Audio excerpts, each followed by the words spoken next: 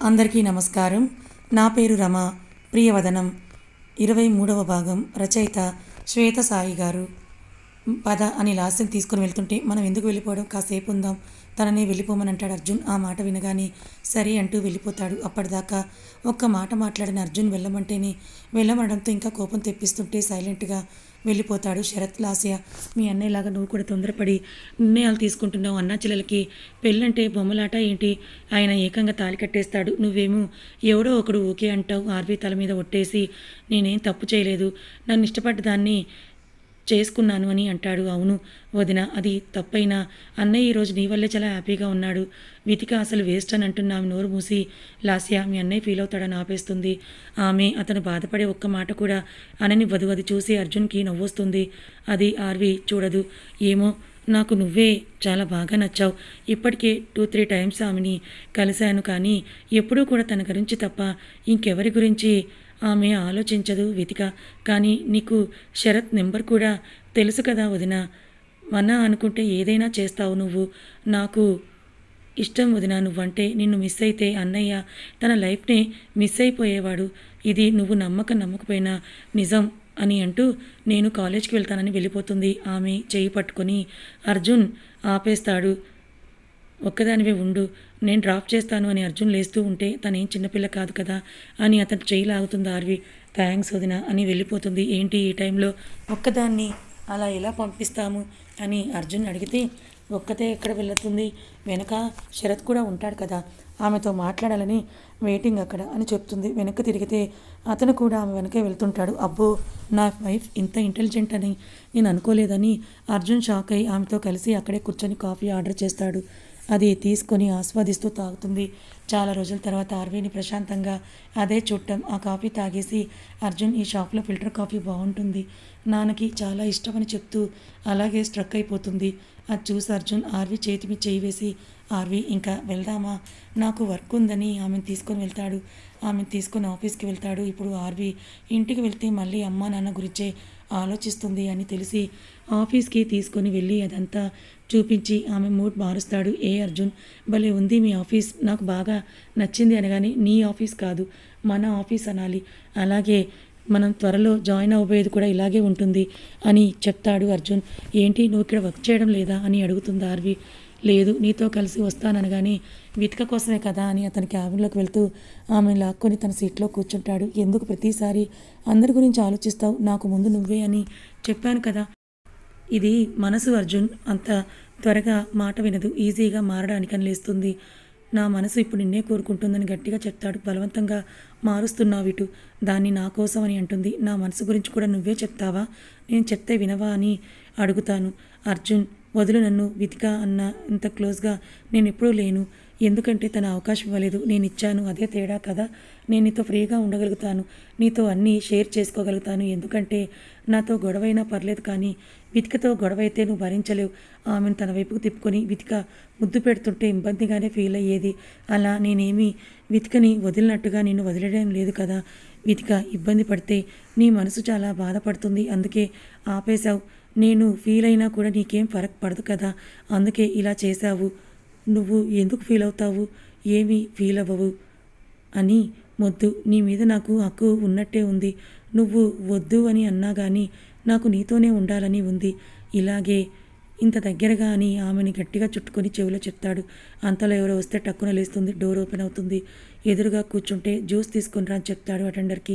అలాగే సార్ అని వెళ్తాడు. ఏంటి కీ ఇచ్చిన బొమ్మలు అలా పారిపోతావు అని అడిగితే, నువ్వు కుదురుగా ఉంటే ఎందుకు పారిపోతానని చెప్తుంది. పెళ్లి చేసుకొని ఇంత అందమైన పిల్లం ఎదురుగా పెట్టుకొని కుదురుగా ఉంటే పాపం తగులుతుంది తెలుసా అని ఆమె కలలోకే చూస్తూ చెప్తాడు. అర్జున్, విసిగించకు నన్ను అని కోపంగా చెప్తే జ్యూస్ తెచ్చిచ్చిన అటెండర్ అక్కడ పెట్టేసి వెళ్తాడు. లాస్య, ఆగు అని శరత్ ఆమె వెనక్కే వెళ్తాడు. ప్రేమ తప్ప నీకు అన్నీ కావాలి కదా, ఇంకెందుకు, నేను వదిలే, వెళ్ళి నీ పంతాలు చూసుకోపో, పగా ప్రతీకారాలు తీర్చుకో, వెళ్ళి ఆఫీస్ని నీ చేతిలోకి తీసుకొని పండగ చేసుకో అని వెళ్ళిపోతూ ఉంటే ఆమెను ఎత్తుకొని కారులో ఎక్కించుకొని కార్ స్టార్ట్ చేస్తాడు శరత్. ఏంటిది, వదులు శరత్, ఇంకా చాలు, నీ లైఫ్ నీది, నా లైఫ్ నాది, ఎప్పుడూ నేను నీకు కాల్ చేయను, మెసేజ్ కూడా చేయను, ఇదిగో నీ నెంబర్ని ఇప్పుడే బ్లాక్ చేసేస్తాను అంటే, లాస్య నేను చెప్పేది ఒక్కసారి విను అని ఏదో చెప్తూ ఉంటే, నేను కావాలా లేదా, ఆఫీస్ కావాలా నీకు అని అడిగితే, నువ్వే, అలాగే ఆఫీస్ కూడా అని అతని నోటి నుండి ఆ మాట రావడం ఆలస్యం. ఆమె మౌనంగా మారిపోతుంది. లాస్య, ఏమైంది చెప్పు, ఏదో ఒకటి మాట్లాడు, అలా సైలెంట్గా ఉండకే. సరే నువ్వే కావాలి అంటే ఆమె కాలేజ్ రావడంతో కార్ని ఆపేస్తాడు. నీకు నాకన్నా నీ మనసు కన్నా ఆఫీస్ పరువు పంతాలు ఇవే కదా ఎక్కువ. అయితే అలాగే కానీ ఇకపై నీ రాసే ఉందని మర్చిపోయి హ్యాపీగా నీ పని నువ్వు చూసుకో. ఆ 2 పిక్స్లో ఎవరో ఒకరితో నా పెళ్ళి ఖచ్చితంగా జరుగుతుంది, ఇది మాత్రం నిజం. కానీ ప్లీజ్ నా కోసం నీ టైం వేస్ట్ చేసుకోకని కార్ దిగి వెళ్ళిపోతుంది. మళ్ళీ వెనక్కి వచ్చి ఆమె చేతికున్న వాచ్ తీసి, ఇందులో అప్పుడు ప్రేమ కనిపించింది, అది ఇప్పుడు నీకు నా మీద లేదు కదా శరత్, అప్పుడు ఇది ఎంత కాస్ట్లీ అయినా నాకు నచ్చడం లేదు అని ఆ సీట్లో వేసి వెళ్ళిపోతుంది. లాసియా అని అతను ఎంత పిలిచినా కూడా వినకుండా వెళ్ళిపోతుంది. నిజానికి ఆమె ఏడుస్తోంది, అది అతనికి తెలుస్తోంది. ఏమీ చేయలేక ఆమె కాలేజీలోకి వెళ్ళిపోయాక అతను వెళ్తాడు. జ్యూస్ తాగమని సైగ చేస్తే అలిగి తన ఫేస్ని పక్కకు పెట్టేస్తుంది. అతనే లేచి వెళ్ళి ఆమె పక్కన కూర్చొని ఆ గ్లాస్ని తీసుకొని ఆమె నోటి దగ్గర పెట్టి, నాకు వద్దు అర్జున్, విను అని అంటూ ముఖాన్ని పక్కకు తిప్పేస్తుంది ఆర్వి. తాగుతావా లేదా ఇప్పుడు అని అంటే అది తీసుకొని ఒక సిప్ వేస్తుంది. ఆ గ్లాస్ తీసుకొని అతను తాగుతూ ఉంటే ఆర్వి షాక్ అయిపోతుంది. లేచి వెంటనే ఆ గ్లాస్ని లాక్కుంటుంది. అలా ఇద్దరి మధ్య చేతిలో ఆ జ్యూస్ మొత్తం కూడా ఆర్వి మీద పడిపోతుంది. అబ్బా అర్జున్ అని అన్ని పిచ్చి పనులు చేస్తూ ఉంటావు, ఏమైంది నేను తాగితే అని ఆమె డ్రెస్ని నిండా పడ్డ జ్యూస్ చేతిలో తుడుస్తాడు. ఆమె గుండెల మీద అతని చేయి కదులుతూ ఉంటే ఆర్వి అలాగే బిగుసుకుపోతుంది. అర్జున్ వదులు అని వెనక్కి తిరిగి వాష్రూమ్లోకి వెళ్తుంది. అప్పుడే తెలుస్తుంది అతను చేసింది ఏంటో అని ఆలోచన రాగానే ఎందుకో నచ్చేస్తుంది అతనికి. ఆమె అక్కడే ఉన్న వాష్రూమ్లో డ్రెస్ని క్లీన్ చేసుకుని బయటకు వస్తుంది. ఆ రూమ్లోనే ఉన్న టవల్ తీసి ఆమె దగ్గరికి వెళ్ళి తొడవబోతే లాక్కొని, ఇలా ఏది పడితే చేస్తే కొడతాను అర్జున్ అని తనకి విసురుగా చెప్పి వెళ్ళి సోఫాలో ఒక పక్క కూర్చొని తుడుచుకుంటూ ఉంటుంది. ఆమె మొండితనం చూసి నవ్వుకొని ఏదో కాల్ వస్తే మాటల్లో పడతాడు అర్జున్. అంతలో ఏదో పని మీద ఒక అబ్బాయి వచ్చి కొన్ని ఫైల్స్ తెచ్చి సైన్ చేయించుకోవాలి అని అక్కడే ఉన్న అర్జున్ ఆర్వీని అలాగే చూస్తాడు. ఆర్వీ అతన్ని పట్టించుకోదు. అసలు అతను రావడం గమనించలేదు.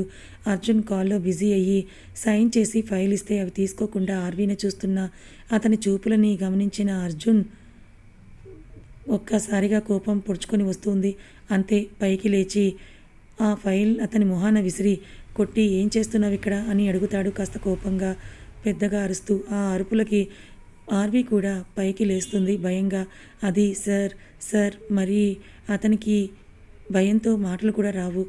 అప్పటి వరకు అక్కడ ఇంకో మనిషి ఉన్నాడని తెలియని ఆర్వి అది చూసి టక్కున వెనక్కి తిరుగుతుంది. ఆమె డ్రెస్ వైట్ కలర్ అవడంతో అది తడవడంతో చాలా ట్రాన్స్పరెంట్గా ఉండడం అప్పుడు అర్జున్ గమనిస్తాడు. గెట్ అవుట్ ఫ్రమ్ హియర్ అంటే అతను ఫైల్ తీసుకొని స్పీడ్గా బయటకు వెళ్ళిపోతాడు. ఆర్వి దగ్గరికి వెళ్ళి కోపంగా ఆమె చేయి పట్టి పైకి లేపి ఆమెను రూమ్లోకి తీసుకొని వెళ్ళి, పిచ్చా ఎవరొచ్చారు ఏంటి కూడా చూసుకోవా నువ్వు, ఇలా ఎలా పడితే అలా ఉండటమేనా నరిస్తే అతని కళ్ళు కోపంతో రగిలిపోతున్నాయి. అర్జున్ని అంత కోపంగా చూడటం ఆర్వీకి అదే మొదటిసారి.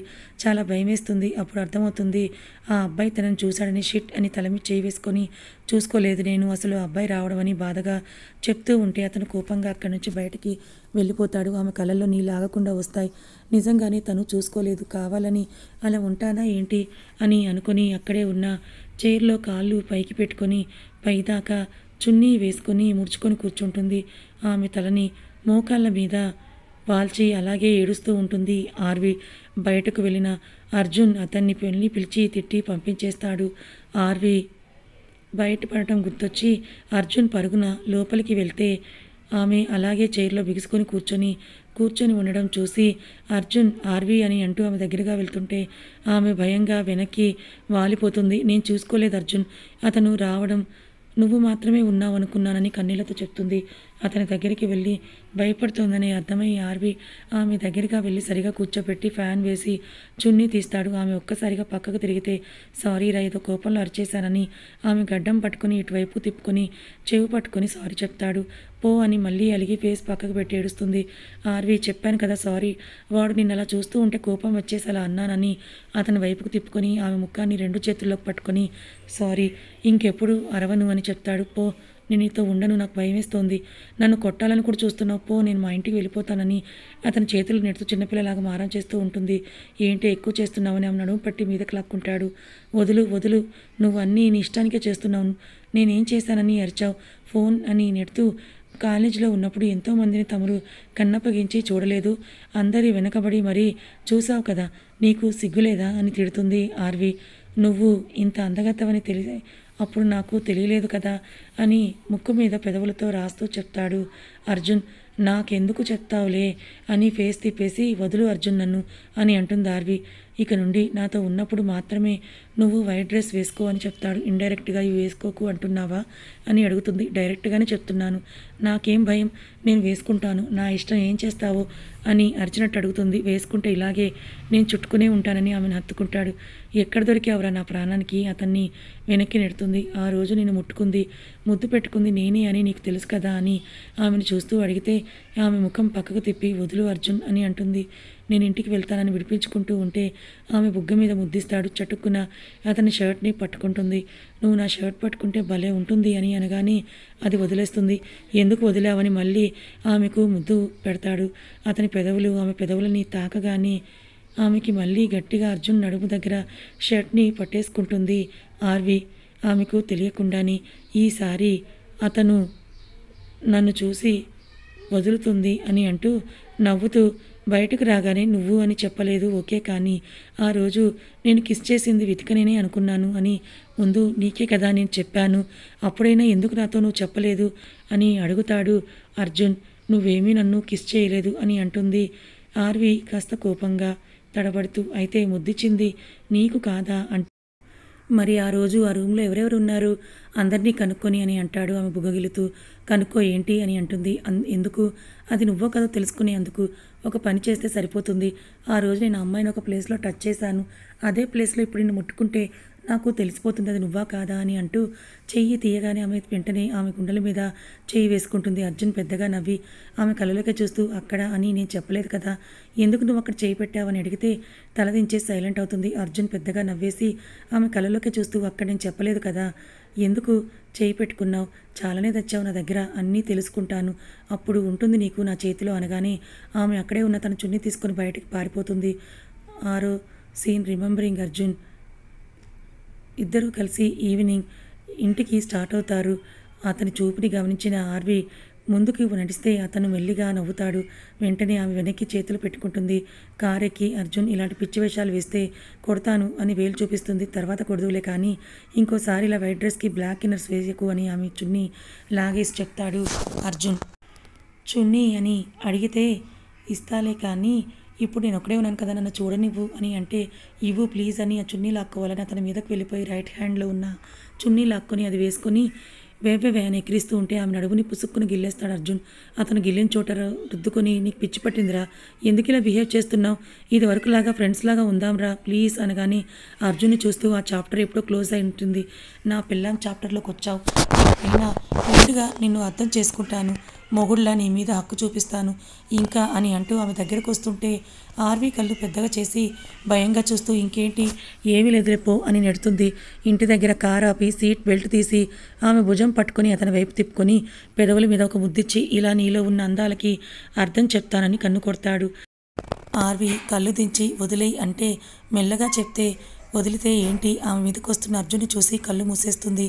ఆర్వి ముందు కొంగి సీట్ బెల్ట్ తీసి వెళ్ళు అంటాడు. అతని వెచ్చని ఊపిరి ఆమె మెడ మీద తగులుతూ ఉంటే హాయిగా అనిపిస్తున్న ఆ టైంలో వెళ్ళు అని వినిపించగానే స్పీడ్గా లేస్తుంది. ఆమె తన తల అర్జున్కి తగులుకొని సారీరా బాగా తగిలిందా అని చేయి పట్టి రుద్దితే ఎందుకు అంత డస్కి, నేనంటే ఇష్టం నీకు అని అంటూ ఆమె కళ్ళలోకి చూస్తూ అడిగితే అప్పటికే ఆమె కళ్ళల్లో ఉన్న తడిని చూసి ఏ ఆర్వి ఎందుకు ఏడుస్తున్నావు అని అడుగుతాడు అర్జున్ కంగారుగా. కదా ఇంకా ఉంది, మరి ఎప్పటికైనా ఆర్వి తన ప్రేమని అర్జున్కి చెప్తుందా లేదా, ఇంకా వెతికని అర్జున్ ప్రేమిస్తున్నాడనే భ్రమలో ఉంది ఆర్వి. మరోపక్క లాస్య జీవితం. మరి శరత్ మనసులో ఉన్న అపార్థాలని తొలగించి లాస్య శరత్లు ఒక్కటవుతారా లేదా తెలుసుకోవాలనుకుంటే ఛానల్ని ఫాలో అవ్వండి. కథ నచ్చితే లైక్ చేయండి.